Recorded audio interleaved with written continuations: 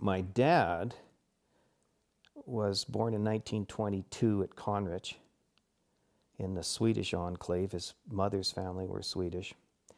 He came up into this part of the area, this part of Bighorn, in the employ of his uncle, his Swedish uncle. He had several Swedish uncles. There was Carl and Knut and a bunch of these Swedes. And he came up in the employ of Carl, looking after his cattle, and came to see this country and decided that he wanted to be here. So in the late 1930s, he scraped together some money from his uncle, from his grandfather, and anybody else that would spot him a few dollars. And he bought Section 8, where we're sitting right now. Of course, Section 8 here, like all Section 8s around, was Hudson's Bay land. And he paid $4 an acre for it. And he started his own ranch here. In the early years, he trailed his cattle back to Conrich for the winter. He said he could trail them just north of Calgary and out to Conrich in 2 days. But in the spring, coming back with baby calves, with the odd cow calving along the way, it would take him at least a week to come back with the cow herd. And he did that for a few years, lived in a one-room log bunkhouse, log cabin, built a barn, built up his herd of cattle slowly over time.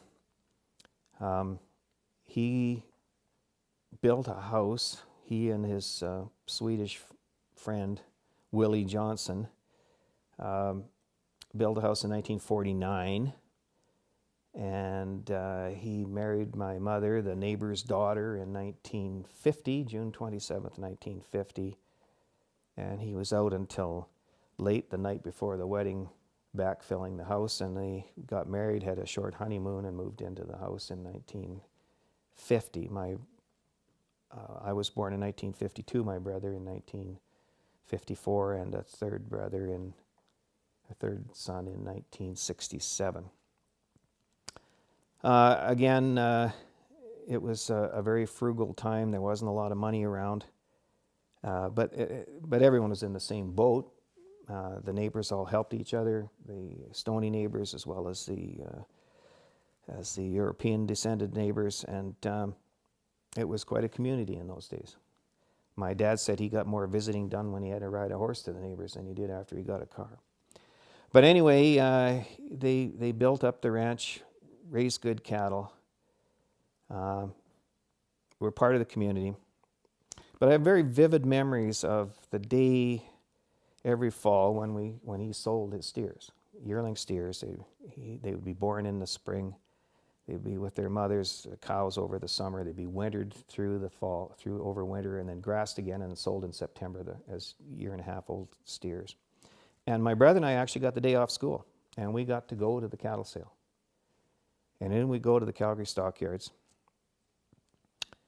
and the cattle would be, of course, with several hundred, often 1,000 or 2,000 other cattle at the market in Calgary. And we'd get to sit in the ring and we wait while other cattle sold until it was turn for ours to come through. And of course, my brother and I were 8, 10, 12 years old at that time.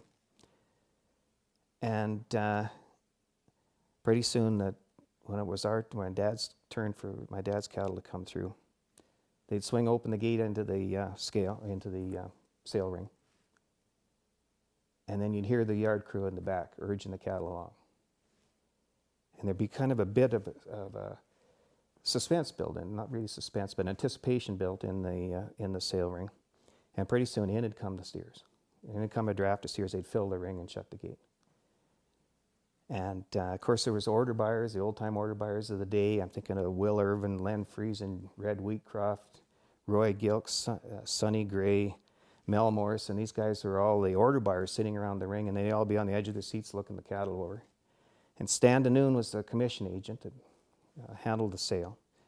And he'd be on his feet, of course, promoting the cattle. And he'd say, "Boys, these are Slim Butters cattle out of Cochrane, and look at these cattle. Look at the stretch on them. Look at the finish on them. Look at the hair coat on them. You're never going to see better cattle anywhere.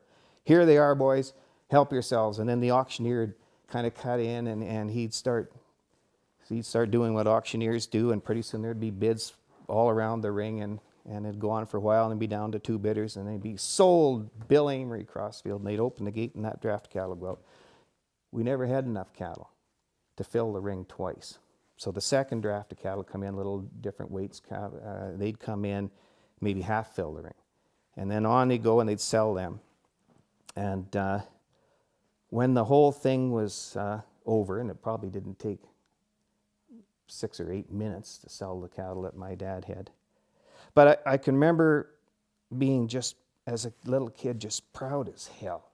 You know, my dad had the best cattle in the sale, and my brother and I had helped raise them. We couldn't have been happier. So every year we got to do that. Now most ranches, especially if it was a good upmarket and things were doing good, after the sale and after they're on their way home, they'd stop and have a nice dinner in a fancy restaurant or something and celebrate a little bit. Well, my dad, we'd go back home and go bailing, you know, because, you know, you just had to keep at that sort of stuff. So he started with nothing. He raised some of the best cattle around, and he did that really as a result of 2 things. Firstly, he was a very good stockman, and the second thing, he liked to work. And I would say from the time he was a teenager till his late 50s, anything under a 70-hour work week would have been a slack week for him. That's just what he felt he had to do in order to keep the place together, and he did that. So anyway, that's what we did. We raised cattle, and he was a great part of the community. We always volunteered at the community association, that sort of thing, and raised a family. So you know, when you think about how he started, when he was working for his uncle Carl.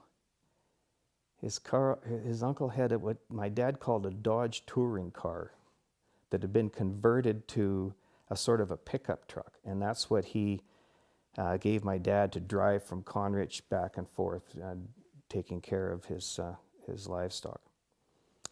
And Dad told me his uncle Carl had a charge account at the BA station, Bapty Motors in Cochrane, Marshall Bapty. And he could go in there and charge gas. And one day, Dad came into town on a hot day, and he pulled up to get gas. And Marshall Bapty, of course, knew him and knew his circumstances. And he billed the uncle for 5 gallons of gas at 25 cents a gallon. But he only put 4 gallons in the car. And he gave my dad the 25 cents and said, go down and buy yourself an ice cream cone. And my dad thought that was the greatest example of human kindness he'd ever seen. So anyway, that's where they came from. That's what they did. That's how they survived.